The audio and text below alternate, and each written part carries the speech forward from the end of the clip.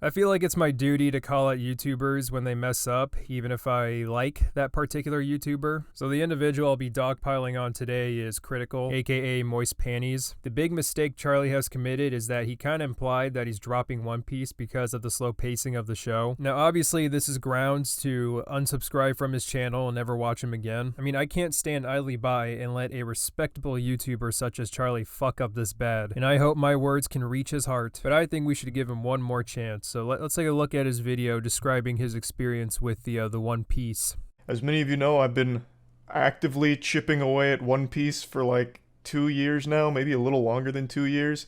And man, what a laborious, slow journey it has been. Now that I'm 200 episodes in, characters that were introduced in the very beginning are just now starting to grow on me and become what I feel is a more fleshed out, more three-dimensional character as opposed to just 2D tropey shit. So character depth is important to have in any form of media, but the reason One Piece keeps you reading from the start is that every member of the Straw Hats has a goal of some sort. They're not just there for the ride, everyone on the Merry has one thing in common, and that's a dream. Now usually I get annoyed when people say shit like, the show starts getting good at like around season 14. I'll just say after the Skypiea arc is when the character depth starts to take the center stage for a while and the world building's kind of secondary. Critical is still in that build-up part of One Piece and hasn't really yet experienced those huge, satisfying payoffs where everything from different arcs comes together. Zoro is a character that I liked from the beginning and I like more now, but he very much is just like stoic,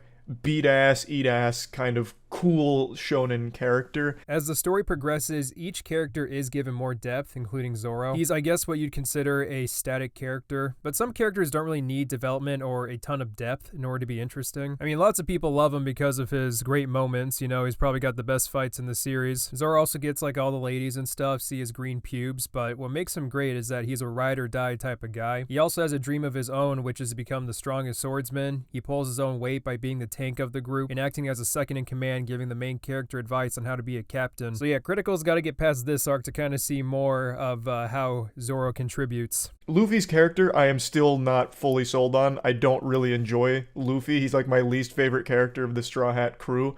He is just in this perpetual daze, like a trance of stupid juice running through his veins. He's always just meat, meat, meat, can't wait to eat meat, and then just always fucking dumb. Yeah, you're either gonna really like Luffy or not like him at all. I've never seen a middle ground for him. He can be annoying, especially if you watch the show, because the voice acting, while it's good, it does get a little irritating, especially when you watch the 4Kids version where they have him sing the fucking national anthem. Yeah, by the way, that's a real thing. The main idea behind pre-time skip One Piece is to give Luffy the illusion that everything is a fun adventure. That is until a certain event makes him realize that there are actual consequences. And this certain event allowed Luffy to mature and grow up, just like iDubbbz. Luffy no longer says the N-word for goofs and gaffs anymore. He takes the adventure more seriously. He understands there are dangers along the adventure. Charlie said he's at the Skypiea arc. Like, he just got done with it, took him forever to finish it. And if I remember correctly, this is when shit starts picking up. Actually, I don't remember what the next arc was. Hold on.